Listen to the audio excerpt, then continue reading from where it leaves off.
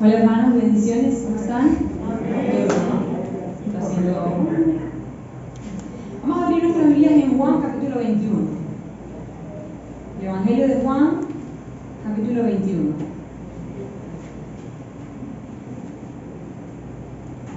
Vamos a leer desde el versículo 1 hasta el versículo 14.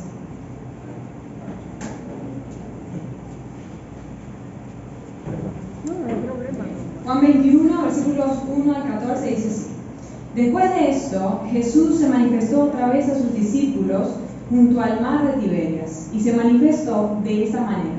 Estaban juntos Simón Pedro, Tomás llamado el Dídimo, Natanael, el de Caná de Galilea, los hijos de Zebedeo y otros dos de sus discípulos. Simón Pedro les dijo: voy a pescar. Ellos le dijeron: vamos nosotros también contigo. Fueron y entraron en una barca, y aquella noche no pescaron nada. Cuando llegó amaneciendo, se presentó Jesús en la playa, mas los discípulos no sabían que era Jesús. Y les dijo: hijitos, ¿tenéis algo de comer? Le respondieron: no. Él les dijo: echad la red a la derecha de la barca y hallaréis. Entonces la echaron y ya no la podían sacar por la gran cantidad de peces. Entonces aquel discípulo a quien Jesús amaba dijo a Pedro: es el Señor. Simón Pedro, cuando oyó que era el Señor, se ciñó la ropa porque se había despojado de ella y se echó al mar. Y los otros discípulos vinieron con la barca arrastrando la red de peces, pues no distaban de tierra sino como 200 codos. Al descender a tierra, vieron brasas puestas y un pez encima de ellas, y pan. Jesús les dijo: traed de los peces que acabáis de pescar. Subió Simón Pedro y sacó la red a tierra llena de grandes peces, 153, y aun siendo tantos, la red no se rompió.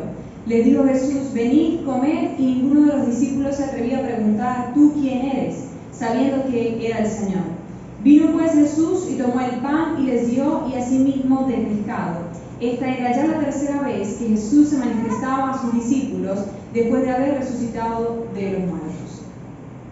Antes de comenzar la enseñanza de hoy, tengo que dar un testimonio, porque las últimas 2 veces creo que compartí la palabra con ustedes, les había estado hablando de algo que estaba pasando en mi casa, ¿se acuerdan? Que se me estaba metiendo todo el agua y toda la casa se me estaba rompiendo, y bueno, que le estábamos creyendo al Señor porque no teníamos cómo repararlo. Bueno, hermanos, el día de ayer ya toda mi casa está reparada. Ya todo el techo nuevo, como dice la Biblia, comprar sin dinero porque no sabemos de dónde pudimos hacer eso, pero bueno, sobrenatural. Y bueno, le doy la gloria al Señor, ¿verdad?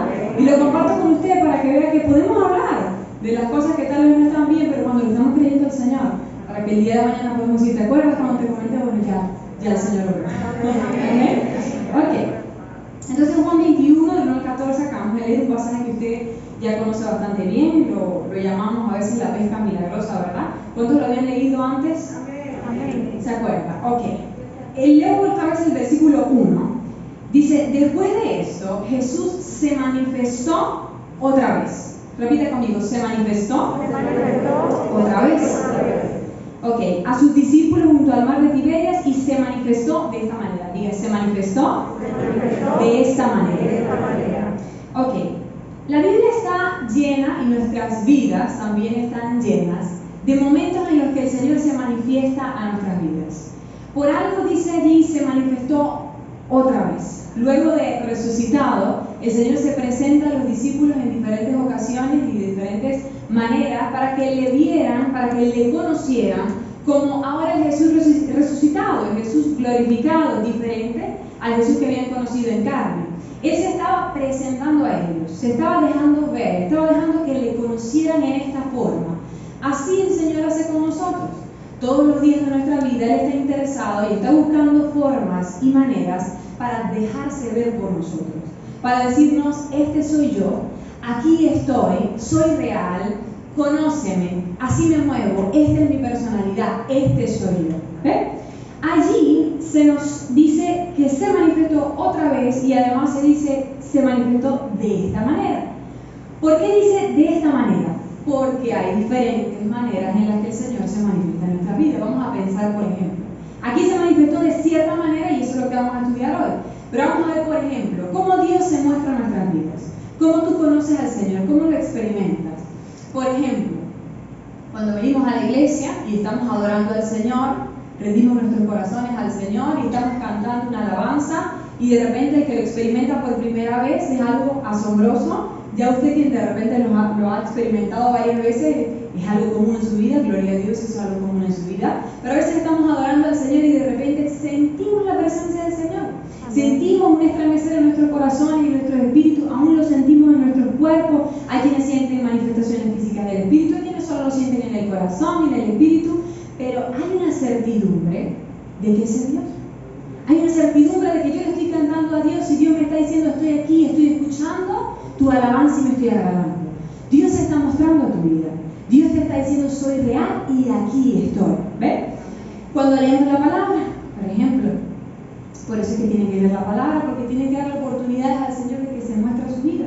Usted lee la palabra, ¿verdad? Lo que le tocaba hoy. Si usted lee por, ayer leí Juan 1, hoy me toca 2, hoy me toca el 3. Si usted lee así, de repente usted podría decir: bueno, esto es lo que me tocaba hoy, pero algo pasa y un versículo, una idea, una palabra toca su corazón de una manera especial. Y usted dice: ya va, parece que alguien le hubiera contado a Dios que yo necesitaba esta palabra específicamente. Así como cuando escuchamos la palabra los domingos, parece que la pastora supiera de mi problema. ¿Será que alguien le contó? No, es que Dios se está manifestando en nuestras vidas. Dios está diciendo: conozco tu necesidad y estoy aquí para sustentar y estoy aquí para ayudarte. Este soy yo. Él se deja conocer, se muestra a través de su palabra. A veces cuando estamos en circunstancias difíciles, cuando tenemos un peso, ¿verdad?, una necesidad en la casa, y de repente vamos al Señor y decidimos rendir nuestros corazones y decimos: bueno, Señor, aquí estoy, ayúdame. De repente no todo se ha arreglado, pero viene en ese lugar secreto, en ese lugar de tu oración, el consuelo de Dios, y sientes en tu corazón un peso de la presencia, de la gloria de Dios, sientes un abrazo del Padre, sales de ese lugar con una paz, con un gozo que antes no tenías, y el Señor se está mostrando a tu vida.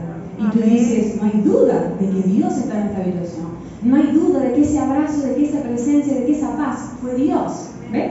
Así se manifiesta el Señor. A veces cuando el Señor de repente, o somos librados de alguna circunstancia, por ejemplo, a mí me pasa mucho, últimamente le he estado diciendo mucho a Toto: el Señor mandó un ángel que hiciera eso, y Toto se queda así como que: ¿en serio? Pero es que hay cosas, y no voy a dar detalles porque después mi mamá se asusta. Pero por ejemplo, hay ocasiones en las que yo he dicho: Dios mío, el Señor, mandó un ángel que me metiera la mano para que yo no me cayera de esta escalera, porque la pelé.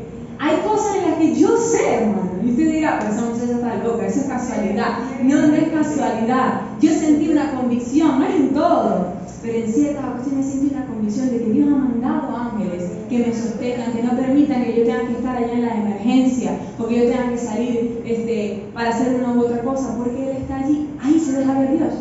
En esas cosas nosotros decimos: tuvo que haber sido Dios, porque ¿quién más? Tuvo que haber sido Dios, porque las leyes naturales dicen que según la gravedad yo me debí haber caído, pero algo me sostuvo. ¿Me están entendiendo? A veces le cuentan: no, porque tú te fuiste de ese lugar, pero ese lugar unos minutos después pasaron a cobrar vacunas y echaron unos tiros allí, y tú casualmente te habías ido 5 minutos. ¿Tú crees que eso es casualidad? Es Dios. Y tenemos la certidumbre: tuvo que haber sido Dios, porque Dios era el único que sabía esto. ¿Me entiendes? Entonces el Señor se manifiesta, se deja ver por ti, dice: este soy yo, aquí estoy y soy real. En este caso de los discípulos, el Señor se mostró en la necesidad de ellos, porque vamos a ver que ellos se encontraron necesitando comer, se encontraron necesitando alimento, peces, y vamos a ver cómo el Señor se dejó ver por ellos usando esta necesidad, usando esta circunstancia. Y sabe, a veces nosotros creemos que las necesidades del día a día, las que nosotros llamamos las comunes, las ordinarias, que si el roce con el esposo, el malentendido con el hijo, el problemita en el trabajo, que si lo que faltó por comprar en la casa, porque bueno, me alcanzó para el pan y el arroz, pero no me alcanzó para el café, por ejemplo, y se dice: bueno, estas cosas son tan pequeñas, tan tontas, tan insignificantes. Yo no creo que Dios tome tiempo en su agenda sobrenatural como para ver si a mí me faltó el café, o me faltó la harina, o tuve un malentendido con mi esposa, o no me alcanzó por aquí, o si aquella llave de la casa la reparamos y se sigue rompiendo. Yo no creo que a Dios le interesen estas cosas pequeñas. Dios está ocupado, así pensamos nosotros. Dios está ocupado con los grandes líderes de Dios, Dios está ocupado en la organización del evangelismo, Él está ocupado viendo que cada uno de nosotros haga la hora de oración, etc. Pero ¿sabe qué? Cada día estoy más segura, y espero que el Señor se lo revele a usted también, que Dios está interesado en todas esas pequeñas cosas. En esas cosas comunes del día a día, en si te faltó el café, la papa o el arroz, Dios está interesado. ¿Sabe por qué? Porque esas cosas tienen que ver contigo y tú le importas a Dios. ¿Entiendes? Como tú le importas a Dios, entonces a Dios le importan todas tus cosas. Todas tus cosas. No solo las que pertenecen a lo que nosotros llamamos cosas espirituales o cosas ministeriales o el servicio de Dios, sí, eso le importa, pero también le importa tu casa, también le importa tu maternidad, también le importa si tu hijo está durmiendo bien o no, también le importa si tu hijo se siente bien, si está enfermo, si tiene una virosis, todas esas pequeñas cosas, que a ti te duele la cabeza, si tienes un problema de espalda, que pasan los días y allí sigue y tú dices, bueno, ni modo aguantarme, esas cosas a Dios le importan. ¿Amén? Porque nosotros le importamos y somos valiosos para Él. Entonces es hora de que empecemos a ver las cosas así. Porque tu vida no toma sentido solamente cuando entras por esa puerta. ¿Me entiendes? Nosotros decimos, no, que lo importante de la vida es ir el domingo a la iglesia y hacer las cosas de la iglesia. No. Por algo la Escritura dice, hacerlo todo como para el Señor. Todo, todo. Y si usted vaya a leer en la Biblia, en las cartas de Pablo, usted va a leer los deberes cristianos, los deberes conyugales, los deberes de los jefes, los deberes de los siervos. ¿Por qué? Porque todo eso es importante para Dios. Todo eso es más. No solamente es importante en el sentido de que Dios te va a ayudar, es importante en el sentido de que Dios va a juzgar y va a pesar todo absolutamente lo que tú estás haciendo en esta tierra, no solamente lo que haces los domingos cuando vienes acá. ¿Me está entendiendo? Cómo tú trataste a tu esposo, cómo le respondiste al jefe, si le creíste o no para lo que te faltaba en la casa. Todo eso un día el Señor lo va a pesar y lo va a juzgar. Y nosotros vamos a recibir ganancia o pérdida a partir de lo que nosotros hayamos hecho. ¿Me está entendiendo? Todo vale y es importante para Dios. Entonces así es como nosotros tenemos que empezar a ver nuestras vidas. Entonces los discípulos estaban en una necesidad natural, en una necesidad de alimento. Vamos a leer el versículo 3. Dice, Simón Pedro les dijo, voy a pescar. Ellos le dijeron, vamos nosotros también contigo. Fueron y entraron en la barca y aquella noche no pescaron nada. Fíjense que a veces nosotros leemos este pasaje y la interpretación popular, no sé si usted ya había leído esta interpretación, es que Pedro y los discípulos retrocedieron al volver a la pesca. Decimos que, bueno, que ellos retrocedieron al Señor porque volvieron a su oficio anterior al ministerio de Jesús. Pero sabe, pasemos de esa interpretación, porque cuando nosotros vemos lo que hizo Dios, lo que hizo Jesús cuando los vio pescar, entendemos. ¿Qué hizo Jesús? Jesús no les reprochó. Jesús no le dijo, pero ¿qué hacen ustedes pescando en vez de poca fe? No digo eso, ¿verdad? Al contrario, vemos a Jesús ayudándoles. Vemos a Jesús diciendo, echen otra vez la red y vengan, traigan aquí que vamos a ponerlos a la brasa. El Señor les estaba ayudando, ¿me entienden? Entonces, en mi opinión, no sé cuál sea la suya, formule la suya, ellos no retrocedieron. Ellos tenían una necesidad. Hicieron, escuche, lo que tenían a la mano hacer. Así de sencillo. Seguramente, pues lógicamente tenían el mar a su disposición, seguramente tenían los implementos de la pesca porque ya habían trabajado en ese oficio, tenían la experiencia, tenían la fuerza física, las habilidades físicas, era lo que podían hacer a favor de su necesidad. Tenían hambre. ¿Por qué se iban a quedar con hambre si podían ir a pescar? Si sabían pescar y estaba el mar y tenían las redes y la barca. ¿Me está entendiendo? Ellos hicieron, repita conmigo, lo que tenían a la mano hacer. Vuelvo otra vez. Lo que tenían a la mano hacer. O de otra forma, digámoslo así, hicieron algo. Hicieron algo. Tenían una necesidad y no se quedaron de brazos cruzados. Hicieron algo. Abrieron los ojos y dijeron, bueno, ¿qué podemos hacer para no tener más hambre? ¿Qué podemos hacer de nuestra parte? Pescar, bueno, vamos a pescar entonces. En ocasiones, hermanos, nosotros nos quedamos mucho tiempo de brazos cruzados. Y yo soy un ejemplo, ¿saben? Me pongo de conejillo de indias porque en muchas ocasiones en las que de repente un negocio que estábamos haciendo ya no ha dado, ya no ha funcionado, me he quedado por mucho tiempo preguntándole al Señor, ¿qué hago? ¿Qué hago? ¿Qué hago? Está bien que le preguntes al Señor qué hace, pero hay un momento en el que tú tienes que tener la perspectiva de examinar qué tienes a la mano. ¿Cuáles son tus habilidades que hay en tu casa? ¿Qué es lo que puedes hacer? Porque, hermano, no te puedes quedar de brazos cruzados en la cama esperando ¿qué hago? Haz algo, Dios. Y después le echamos la culpa de que tenemos hambre. ¿Me entienden? Hay algo que nosotros tenemos que hacer. Y usted me dirá, pero es que eso no es lo que quiero que me digas, Rebeca.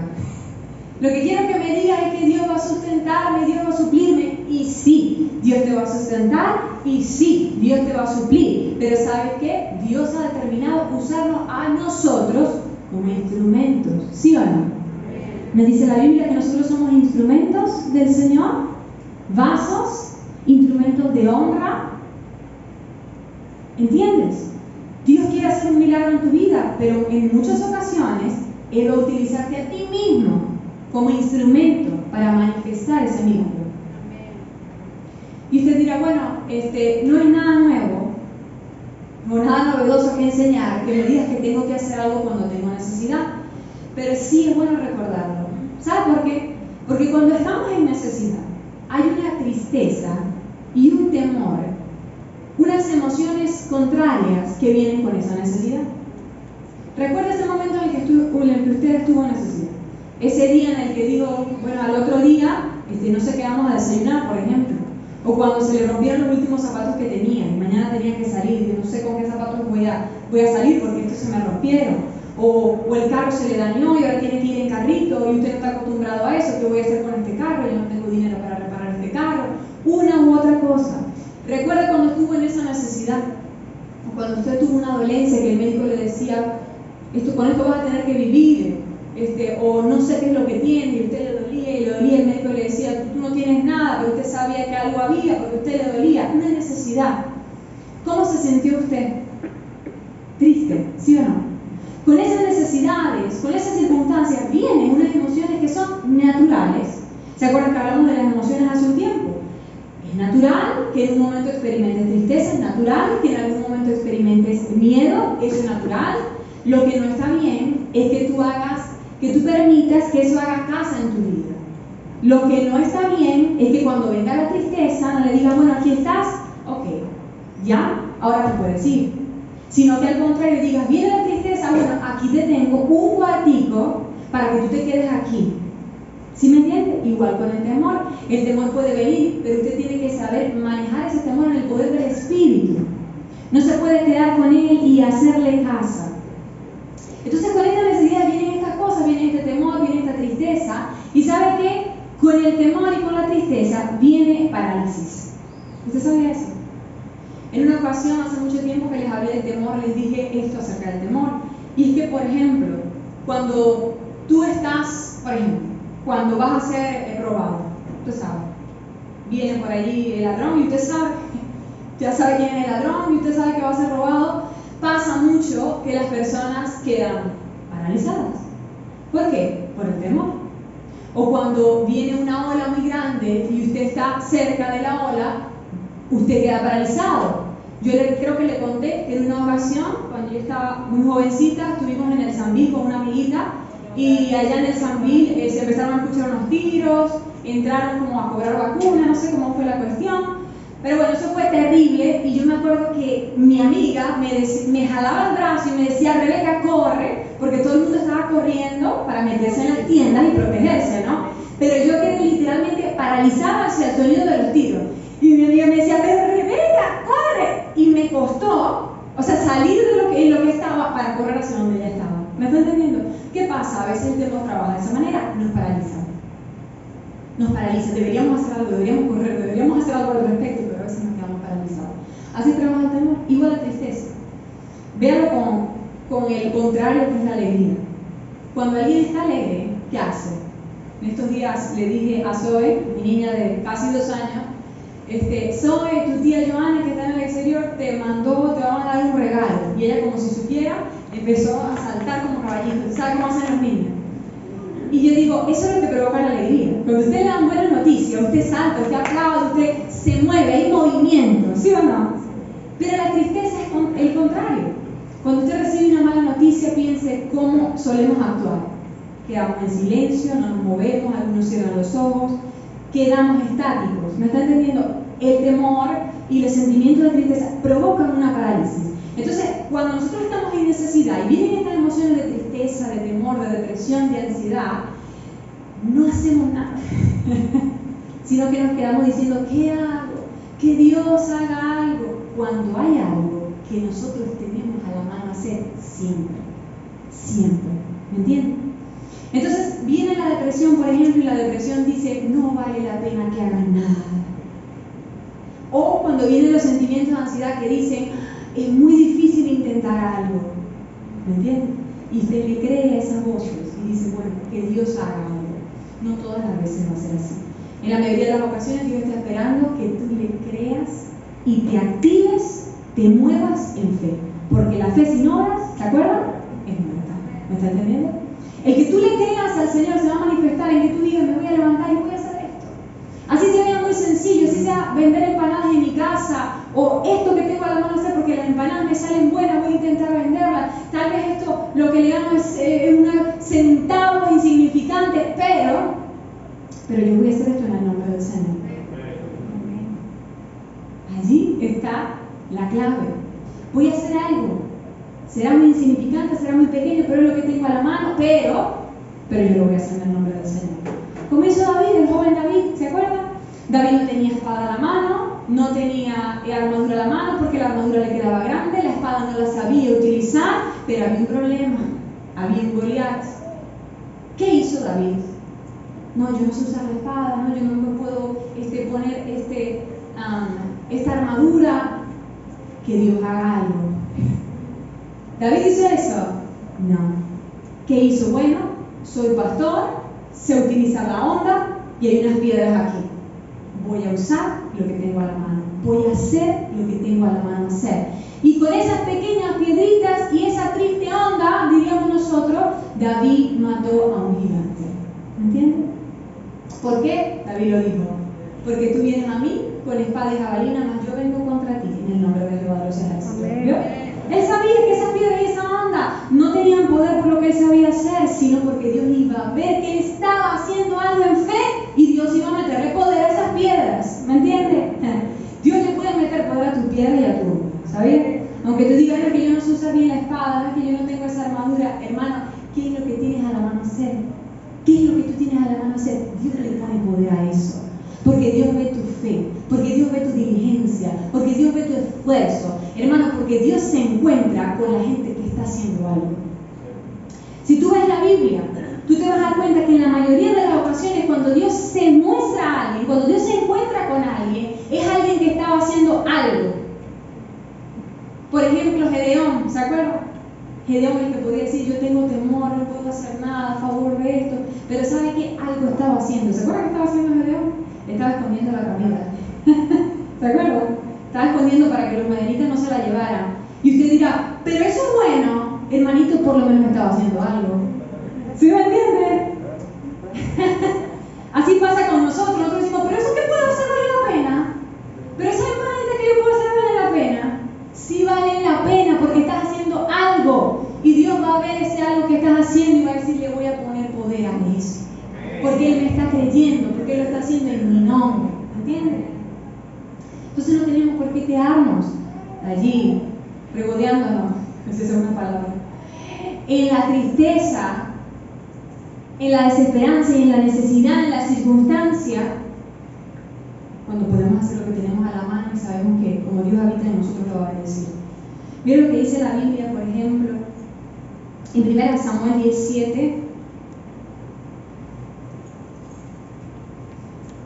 1 Samuel 17 dice, entonces el Espíritu de Jehová vendrá sobre ti con poder, y profetizarás con ellos y serás mudado en otro hombre. Y cuando te hayan sucedido estas señales, haz lo que te viniere a la mano. ¿Por qué? Mire, qué tremendo. Porque Dios está contigo. Así de sencillo. Así de sencillo.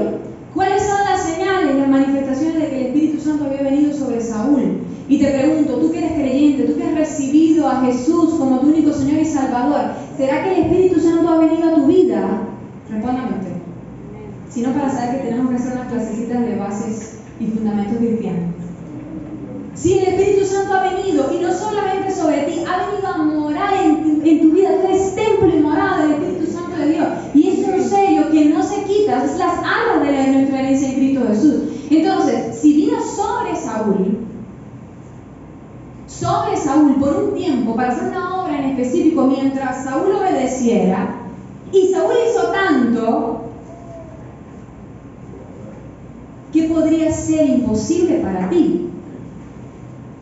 Cuando tú te determinas a hacer algo, si el Espíritu Santo está en ti y no se va de ti, ¿me está entendiendo?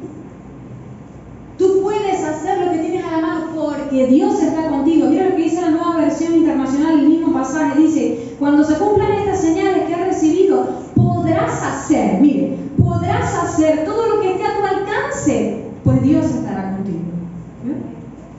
Puedes hacer lo que tengas al alcance de la mano porque Dios está contigo. Y mire que aquí vemos una orden, porque Samuel lo dijo en forma imperativa, le dijo: haz. Esa forma verbal es una orden. Como profeta le estaba diciendo a Saúl, el próximo rey, una orden de parte del Señor: haz algo, haz lo que te venga a la mano a hacer, porque Dios está contigo. Esto es tremendo, hermano. ¿Qué quiere decir esto? Hermano, que cuando nosotros no hacemos nada, hay un poder que habita en nosotros, que está al alcance de nuestra mano, hermanito, que se está desperdiciando. Tú puedes hacer tantas cosas, pero como no mueves la mano, Dios no puede hacer nada. Y entonces se desperdicia, se pierde ese poder que el Señor puede hacer obrar en tu vida. Entonces es hora de que nosotros empecemos a hacer algo. Y no solamente en las finanzas, algo a favor de tu casa, algo a favor de tu matrimonio, algo a favor de tu vecindad, algo a favor de tu trabajo. Tú puedes hacer tantas cosas. Es tremendo que vemos a la gente en el mundo, ¿verdad? Y decimos: wow, cuántas cosas han alcanzado, cuántas cosas hacen, y los admiramos. Qué bueno que hacen todas esas cosas. Ellos lo hacen en su poder y por la misericordia del Señor. Pero si ellos alcanzan esas cosas, ¿cuánto más podrías alcanzar tú si tú cuentas con el poder de Dios? El problema es que lamentablemente se nos ha insertado un chip que dice: lo tiene que hacer Dios, todo lo tiene que hacer Dios, y nosotros nos quedamos esperando la vida entera. Un día el Señor nos dirá, como, ¿se acuerdan cuántos vieron la película, ¿cómo se llama? Me acuerdo del nombre en inglés. La búsqueda de la felicidad, con Will Smith. ¿Se acuerdan? Que él dijo, el niño le contó el cuento de que Dios le había mandado varios barcos para que se salvara. Y él decía: no, yo estoy esperando que Dios me salve. Yo estoy esperando que Dios me salve. Y cuando se encontró con Dios, Dios le dijo: pero si te mandé varios barcos. ¿Me estás entendiendo? No nos podemos quedar en la vida y decir: no, pero yo estoy esperando que Dios haga algo, estoy esperando que Dios haga algo. Hermano, abre tus ojos y ve cuáles son los barcos que Dios te está mandando. ¿Qué es lo que tienes al alcance de tu mano hacer, creyendo que el Señor lo puede bendecir? Amén. Los discípulos entonces tenían a la pesca la mano.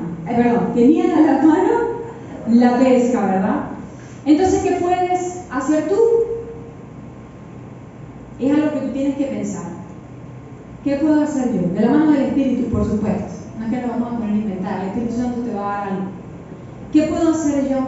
Por ejemplo, si tú dices que en tu matrimonio pues estás necesitando restauración matrimonial, tienes problemas con tu esposo que están allí, y tú dices: esto está grave, esto en cualquier momento explota, esto necesita un milagro de parte del Señor. Puede que sea así, puede que sea una situación difícil, puede que realmente se necesite un milagro del Señor, una obra poderosa. Está bien, pero te pregunto, ¿estás haciendo algo ya tú?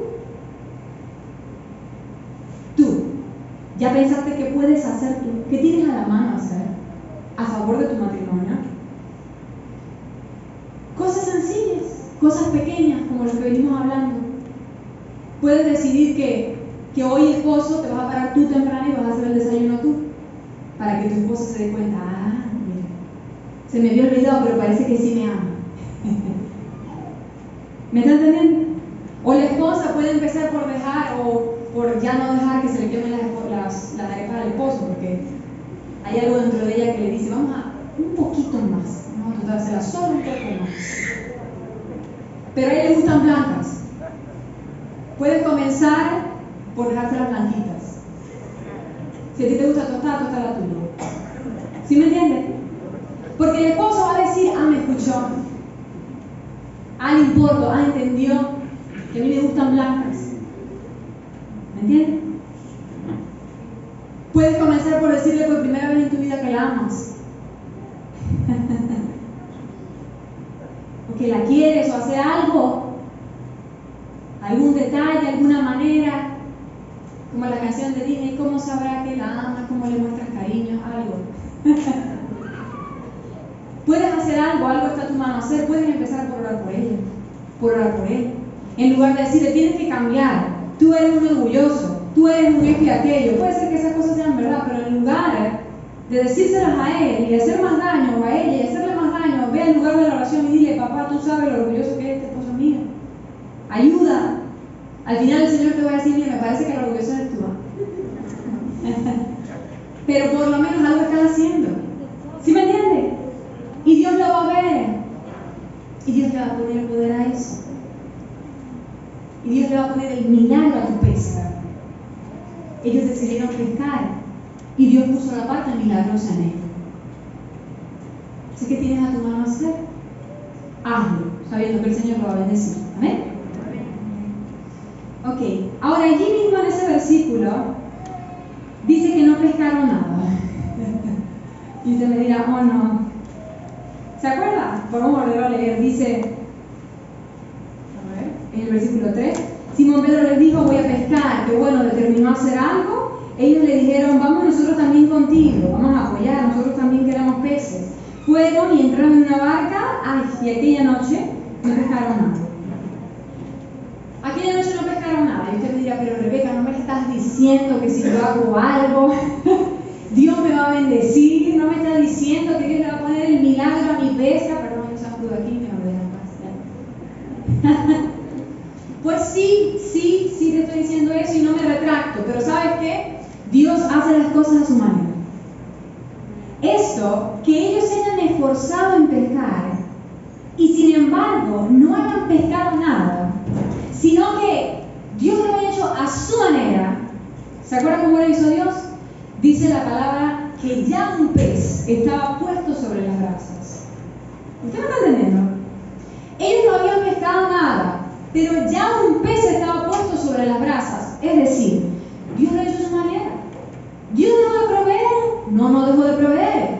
Jesús se quedó la mano cruzada mientras ellos sufrían allí. No, Dios hizo algo, Jesús hizo algo, pero lo hizo a su manera. Una manera que tal vez los discípulos no entendían. Porque Dios nos bendice nuestra pesca. Porque si somos experimentados y supuestamente tenemos el favor de Dios, ¿por qué pescamos toda la noche y nada sale de aquí? Bueno, tal vez tú no lo entiendas, pero quiero decirte que recuerdes que ya Dios tiene puesto un peso sobre la brasa para ti. Amén. Pero solo tenemos que creerlo y entender que Dios trabaja como quiere. Mire, las cosas de Dios son así. Cuando llegan, nosotros decimos, no lo entiendo, pero qué maravilloso es. Así son las cosas de Dios. Cuando se manifiestan, nosotros decimos, esto no lo entiendo, esto no es lo que yo esperaba, esto no es lo que yo me imaginaba, esto no es lo que yo pedí, pero qué maravilloso es esto. ¿Usted me entiende? Porque los pensamientos de Dios son más altos que los nuestros y como obra Él es diferente a como nosotros pensamos, como nosotros hacemos las cosas. ¿Ven? Entonces sí, Dios lo va a hacer, pero Dios lo va a hacer a su manera. Dios va a bendecir tu esfuerzo, pero tal vez no de la forma en la que tú te imaginas o tú estás esperando. Vamos a ir a ver otro ejemplo en Esdras 6. Vamos a leer los versículos 6 y 8.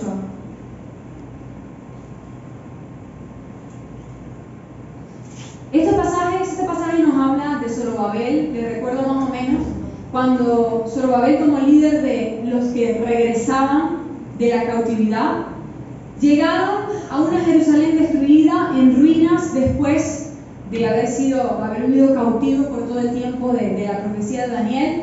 Regresan y comienzan la construcción, pero en ese tiempo tienen resistencia y solo ponen el altar en su fundamento.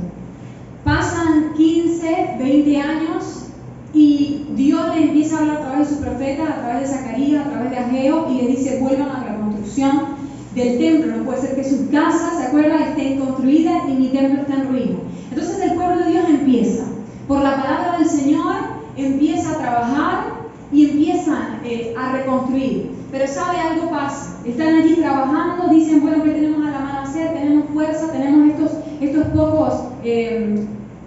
pocos herramientas que tenemos acá, estos pocos suministros, vamos a empezar. Y empiezan y se esfuerzan, y de repente viene Tadnai, el gobernador de Medo-Persia, de Judá, que había puesto el rey Darío Medo-Persa allí. Entonces viene este hombre, y yo me imagino que ellos pensarían: bueno, estamos obedeciendo a Dios, porque Dios les había dicho por profecía que hicieran eso. Entonces ellos se estaban esforzando, y yo diría: bueno, nos estamos esforzando, estamos cumpliendo la palabra del Señor, estamos haciendo lo que tenemos a la mano de hacer. Dios nos tiene que bendecir. Y viene este hombre con una aparente resistencia. ¿Qué están haciendo? ¿En nombre de quién lo están haciendo? ¿Con qué permiso? Deme los nombres de las personas. En fin, usted sabe. Y bueno, allí el pueblo del Señor le dice: bueno, somos estas personas, el rey anterior nos dio el permiso para hacer esto, pero pasaron 20 años y no construimos, otra vez lo estamos construyendo. Y esta gente: bueno, le voy a mandar un mensaje al rey a ver qué pasa. No le prometo nada, lo estoy actuando, ¿no? No pasó así, estoy parafraseando. A ver qué pasa, no sé. Ellos tal vez esperaban que este hombre le dijera: bueno, ¿cómo les ayudamos? Y diría: esta es la bendición de Dios, claro que nos estamos esforzando, y este hombre nos viene a ayudar. Pero lo que vieron fue lo contrario. ¿Sí me entienden? Lo que vieron fue resistencia. Lo que vieron fue un probable problema y un probable retroceso. Pero les cuento qué pasó. Spoiler: Dios hace las cosas, pero las hace a su manera. Dios bendice nuestro esfuerzo, pero lo bendice a su manera y de acuerdo a sus planes. Y esa manera siempre es mejor que la nuestra. Mira lo que pasó. Dice Esdras 6, 6 y 8. Ahora pues, Tadnai, gobernador del otro lado del río, Setar-Boznai y vuestros compañeros los gobernadores que están al otro lado del río, alejaos de allí. Esa fue la palabra del rey Darío. Cuando llegó el mensaje, leyeron los libros y se dieron cuenta que Israel estaba diciendo la verdad. Entonces dijeron a los enemigos: alejaos de ahí. Dejad que se haga la obra de la casa de Dios, que el gobernador de los judíos y sus ancianos reedifiquen esa casa de Dios en su lugar. Y por mí, es decir, por el rey, es dada orden de lo que habéis de hacer con esos ancianos de los judíos para reedificar esa casa de Dios, que de la hacienda del rey, mire, o sea, del dinero de los impuestos del rey, que tiene el tributo del otro lado del río, sean dados puntualmente a esos varones los gastos, para que no cese la obra. ¿Usted está entendiendo esto? Un rey pagano le estaba diciendo a este gobernador que dejara en paz la obra del Señor, y no solamente que le iba a dejar en paz, es que les iba a dar todo lo que ellos necesitaran para poder culminar esa obra. ¿Qué hubieran podido hacer los judíos con solo sus suministros, lo que ellos tenían allí? Poco. ¿Me está entendiendo? Hubieran podido hacer poco con lo que tenían a la mano, pero hicieron algo. Entonces yo digo: bueno, te mando el resto. ¿Lo vio? Te mando el resto. Y de la misma casa del rey, del mismo tributo del rey, se iba a suplir todo. Y eso es bastante decir. Todo para que la obra continuara. ¿Ya lo vio? Tal vez ellos no entendieron esto al principio, pero llegada la manifestación dijeron: wow, esto no es lo que nosotros nos esperábamos, pero qué maravilloso es. ¿Lo vio? Diga conmigo: esto no es lo que yo esperaba, pero es maravilloso. Ha sido obra del Señor. Amén. Dios cumplió su palabra. Dice el versículo 14: y los ancianos de los judíos edificaban y prosperaban, conforme a la profecía del profeta Ageo y de Zacarías, hijo de Ido. Edificaron pues y terminaron por orden de Dios de Israel y por mandato Ciro, de Darío y de Artajerjes, rey de Persia. ¿Lo vio? Dios cumplió su palabra. Dios les dijo, edifiquen y yo los voy a prosperar. Hagan algo y yo voy a estar allí apoyándolos. Y aunque el panorama se veía contrario, al final Dios cumplió su palabra a su manera. Dios es fiel. Siempre es fiel. Aunque nosotros no lo extendamos, la fidelidad de Dios permanece para siempre. Amén. Entonces, en nuestra necesidad, hermano, cuando tenemos hambre y queremos peces, o cuando estamos en medio de las ruinas de nuestra vida, de nuestro matrimonio, de nuestros hijos, de las relaciones familiares, de nuestro trabajo y del negocio, y lo que vemos son ruinas y lo que vemos son problemas, hermanito, ¿qué tienes a la mano hacer? Creyendo que Dios va a bendecir tu mano, creyendo que Dios va a poner poder en lo que tú estás haciendo, porque tú le estás creyendo a Él, porque estás yendo en su nombre. Amén. Jamás es, aclaro, y esto hablamos siempre, pero vale la pena aclarar, jamás es por tu poder, jamás es por tu fuerza o por tu inteligencia, jamás es por lo que tú logres hacer, es porque Dios bendice lo que tú puedes hacer. Amén. Juan 21, vamos a leer los versículos 5 y 6. Y les dijo, hijitos, ¿tenéis algo de comer? Le respondieron, no. Él les dijo, echad la red a la derecha de la barca y hallaréis. Entonces la echaron y ya no la podían sacar por la gran cantidad de peces. Mire qué tremendo. Quiero llamar su atención a que en este momento ellos no sabían que ese hombre era Jesús. Ellos están pescando, no pescan nada. Un hombre cualquiera les dice, ¡hey! ¿Tienen comida? Es decir, ¿tienen peces? Esta era una frase común que escuchaban los pescadores todos los días. Era un comprador interesado. Era una persona interesada en los peces. ¿Tienen peces que yo pueda comer, que les pueda comprar? La respuesta fue no. Hasta este momento, ese hombre no era Jesús para ellos. Era cualquier persona. Cualquier persona. Una persona que estaba pasando por allí. Y esa persona cualquiera les dijo, echad a la derecha de la barca. ¿Usted me está entendiendo? Una persona cualquiera, no Jesús, ellos no sabían que era Jesús, le dijo, intenten una vez más. ¿Y qué hicieron ellos? No dijeron, ¿pero quién eres tú? ¿Tú eres pescador experimentado o qué cosa? Dijeron, bueno, vamos a intentar otra vez. ¿Usted me entiende? La persistencia debería ser algo natural para nosotros. El volver a intentar, el echar la red otra vez, aunque hayas pescado toda la noche, debería ser algo diario tuyo, debería ser algo insertado en tu chip, debería salirte natural. Porque una cosa es que hubiera venido Jesús, que ellos entendieran que era Jesús, echen la red, eso es una palabra profética y ahí estamos hablando de otra cosa, eso es otro nivel, pero fue una persona normal que le dijo, pero vuelvan a intentar. O sea que para ti y para mí debería ser normal intentar otra vez. Y es que, hermanos, nosotros nos rendimos con demasiada facilidad.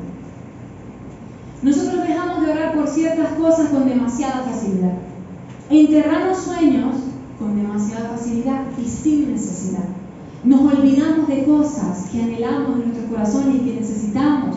Y decimos, bueno, eso no es la voluntad del Señor, bueno, no importa si no tengo esto o aquello, no importa si me sigue doliendo, no importa si sigo enfermo, no importa si mi hijo sigue siendo rebelde. Dejamos de creer, dejamos de pedir, dejamos de orar, dejamos de soñar sin necesidad. Necesitamos tener esa actitud de seguir intentando. Porque siempre hay la posibilidad de que esta vez sí salgan peces. Tú y yo no sabemos cuál es el momento de la manifestación. Tú y yo no sabemos cuál es el momento, la vez, la ocasión en la que Dios diga, esta sí es. Así que tenemos que intentar hasta que ese momento llegue. Porque si no, pudimos haber pescado esa quinta vez, esa décima vez, y no lo hicimos porque nos rendimos antes. Hablando de la parábola del juez injusto y la viuda, ¿se acuerdan? Aquella viuda que fue persistente y el juez le hizo justicia porque lo fastidiaba. Spurgeon dijo esto, mira lo que dijo. A ver si lo encuentro.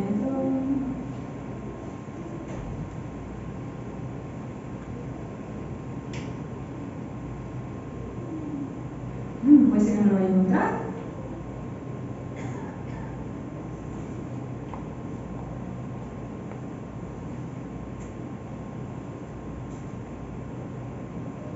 Ajá, dice, a veces, escuchen, me tardé todo esto porque vale la pena que lo escuchen, así que escúchenlo por favor. Dice, a veces nos parece que Dios es reacio a contestar nuestras oraciones. O sea, que no las quiere contestar, ¿verdad? Sin embargo, los retrasos en oración no son necesarios para cambiar a Dios, sino para cambiarnos a nosotros. La persistencia en la oración trae un elemento transformador a nuestras vidas, construyendo en nosotros el carácter de Dios mismo. Es una manera en que Dios construye en nosotros un corazón que se preocupa por las mismas cosas que Él. Atención a esto.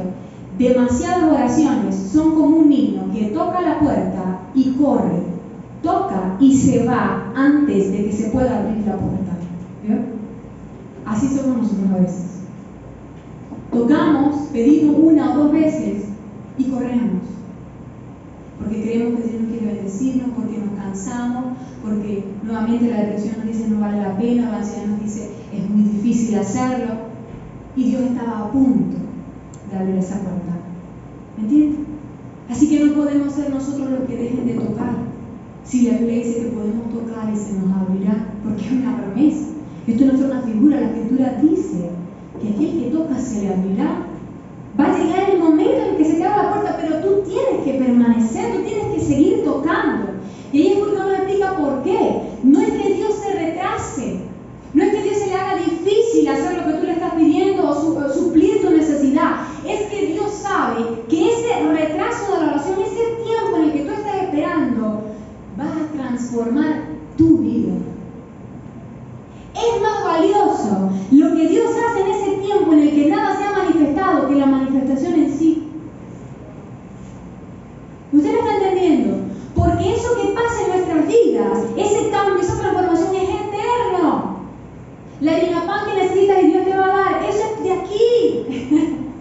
Está bien, pero eso te queda aquí en la tierra. ¿Me entiendes? Entonces toquemos, sabiendo que ese tiempo no es perdido.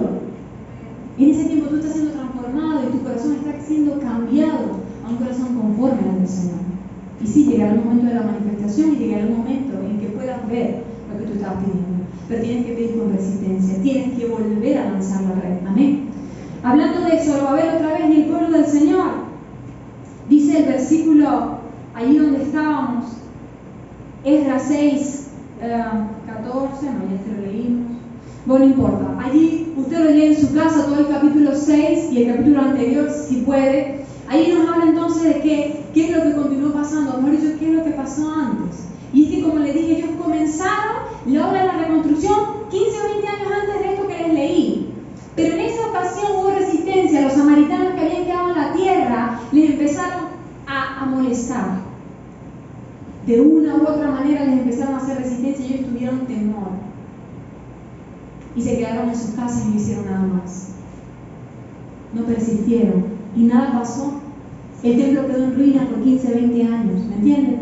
Pero el día en que el Señor despertó su espíritu y ellos decidieron, vamos a persistir. Mire, persistieron, porque en todo ese tiempo en que Tainai, el gobernador, les dijo, ¿pero quiénes son ustedes? Bueno, en todo ese tiempo en que enviaron esa carta y fueron buscados los libros, la palabra nos dice que ellos hayan parado la edificación. Ellos pudieron decir, ay, qué miedo, mejor paramos hasta que Darío nos diga, nos dé luz verde, nos diga que sí lo podemos hacer. Ellos no pararon la construcción, ellos continuaron. ¿Me entienden? Ellos sabían que tenían que persistir. Fuera esto resistencia o no, fuera un enemigo Tainai o no lo fuera, ellos tenían que seguir porque Dios les había dado palabra. Porque esa es la actitud del cristiano, continuar hasta verlo edificado. ¿Me está entendiendo? ¿Y qué hizo Dios? Respondió. Y como ya lo leímos, ese templo fue edificado. Contra todo pronóstico, porque Jerusalén y el pueblo de Dios estaban en ruinas. Venían de una cautividad de muchos años, no tenían prácticamente nada. Apenas se iba reformando la sociedad y lograron construir un templo para el Señor. Que si usted quiere ver lo grande que fue, vaya a leer la Escritura y vea todas sus dimensiones, y vea todo lo que se tuvo que hacer, y todo el dinero que se puso allí, todos los suministros. Era una cosa imposible para ellos. Pero ellos persistieron y Dios le puso el milagro a la pesca. ¿Lo veo? Entonces tú y yo también tenemos que persistir y tenemos que seguir tocando la puerta, como el niño que sabe que papá le va a abrir la puerta. ¿Amén? Termino con esto, Juan 21,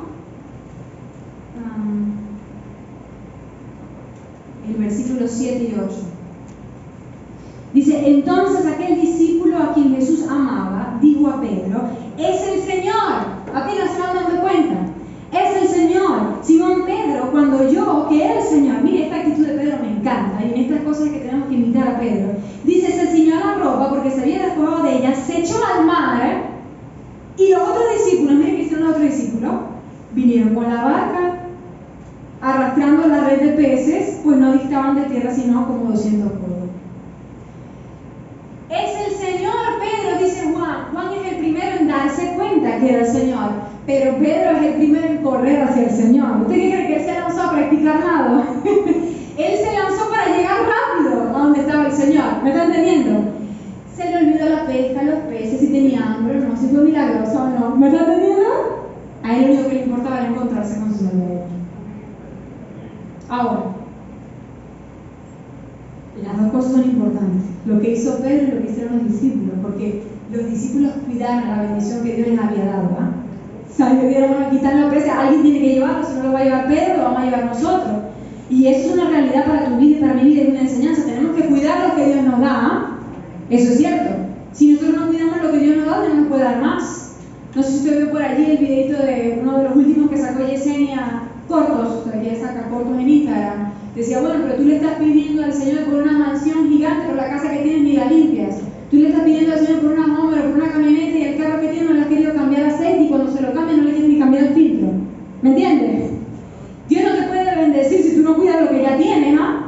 Entonces, esa es una actitud importante, pero mire que en la Biblia se presenta primero la actitud de Pedro y luego la de los discípulos. ¿Por qué? La Biblia todo tiene significado. Primero lo primero y luego lo demás. ¿Qué fue primero? Jesús. Encontrarse con Jesús. Y luego hablamos de la bendición. Y luego hablamos de los peces. ¿Lo veo?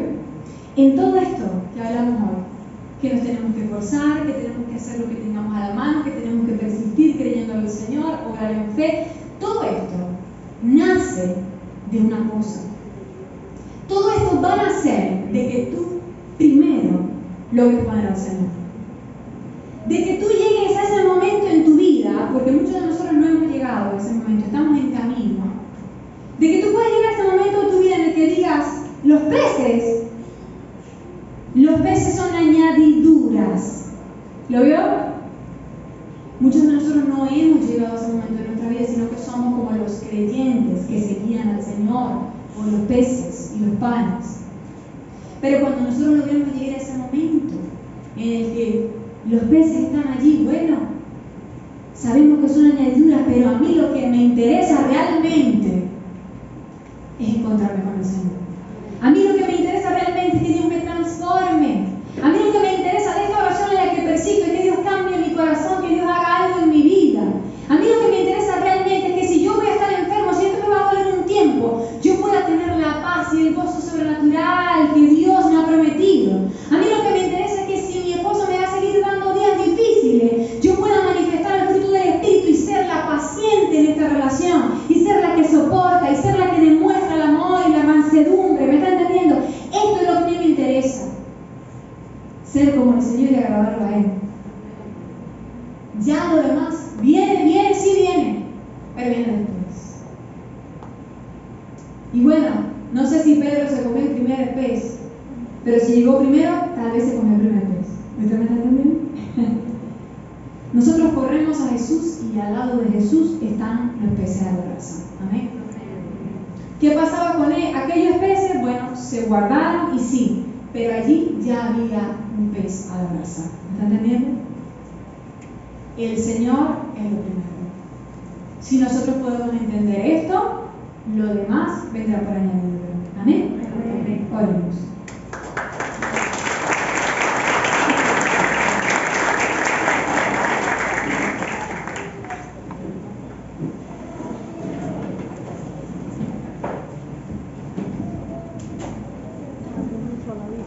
Aleluya. Bueno, usted va a aprovechar en esta hora, cierre sus ojos para recordarle al Señor de qué está teniendo necesidad. Para pedirle al Señor que le muestre qué es lo que usted tiene que estar haciendo en este tiempo. Si es algo natural, si es algo espiritual. A veces no son cosas naturales las que tenemos que hacer, sino espirituales. A veces no es que tengamos que empezar a vender algo, sino que tenemos que empezar a ayunar, sino que tenemos que empezar a retomar la oración porque ya no la estábamos haciendo. A veces no es que tengamos que hacer algo físico, sino que tenemos que empezar a santificarnos. Tenemos que dejar ese pecado, tenemos que dejar esas malas actitudes que no agradan al Señor para que el camino sea abierto y Él pueda bendecirnos. Amén. Gracias te damos, Señor. Aleluya. Maravilloso eres tú, Señor. Bendecimos tu palabra. Bendecimos tu corazón, Señor, que siempre está tan dispuesto, Señor, aleluya, a darnos. Siempre estás tan dispuesto a manifestarte en nuestras vidas, a dejarte ver por nosotros. Tú siempre estás tan dispuesto a sustentarnos, a darnos aquello de lo que tenemos necesidad. Pero primero, Señor, estás más interesado en que te conozcamos. Aleluya, aleluya. Ayúdanos, Señor, a arreglar nuestras prioridades. Así es. Ayúdanos a arreglar nuestras prioridades, a ponerte en primer lugar, a aprender a amarte, Señor. En este camino, Señor, del hacer algo, del perseverar y tal vez no ver la manifestación de la bendición, ayúdanos a disfrutar de este camino para conocerte, Señor. Ayúdanos a aprovechar los días, aleluya, así es, Señor. Como dice tu palabra, que no menospreciemos el día de las pequeñeces, aleluya. Esos días de las pequeñeces, Señor, son días grandes, porque a pesar de que nosotros no vemos nada, Señor, se están produciendo cosas espirituales, cosas más valiosas, cosas eternas en nuestros corazones, en nuestras vidas, que nosotros podamos ser agradecidos, Señor, agradecidos en los momentos en los que no vemos nada, en los momentos en los que nos estamos esforzando y estamos siendo diligentes, Señor, pero no vemos el resultado. Papá, recuérdanos hoy que tú eres fiel para cumplir tus promesas. Aleluya, aleluya. Recuérdanos hoy, Señor, que no pasará tu palabra, Señor. Aunque los cielos y la tierra se acaben y pasen, tu palabra permanecerá. Aleluya. Tú vas a abrir la puerta porque tú has dicho que el que tocare se le abrirá, Señor. Perdónanos, Señor, si se nos había olvidado. Si las tristezas, Señor, si el temor, si los miedos, si la opresión, si nuestros enemigos internos y tal vez los externos, Señor, nos hicieron olvidar acerca de tu fidelidad. Perdónanos, Señor. Oh, renueva en nosotros esa revelación de que tú eres fiel. Aleluya. Renueva en nosotros esa revelación de que tú eres amor, de que tú eres Padre, de que a ti nada se te pasa, nada se te olvida, para ti nada es difícil, Señor. Para ti, Señor, ninguna de nuestras cosas naturales y triviales y comunes son poco importantes, Señor. Tú nos amas, aleluya, y estás interesado en manifestarte en nuestras vidas, en esas pequeñas cosas, aleluya. Tú estás interesado en dejarte ver en ese techo donde se metía el agua y hoy no. Tú estabas interesado en decirme, aquí estoy y estoy escuchando tu oración, aleluya. Gracias, Señor, gracias. Empieza a recordar, hermano, aquellos momentos en los que el Señor sí le escuchó. Si usted hoy está molesto, tal vez se siente mal con el Señor porque hay algo que está esperando y no ha visto en la manifestación, olvídese de eso por un momento y empiece a recordar el ayer, aleluya. Empiece a recordar las cosas que el Señor sí ha hecho por usted. Las cosas son momentos en los que el Señor sí cumplió sus promesas, aleluya. Tenemos que tener cuidado, aleluya, de no ser como Israel que se olvidaba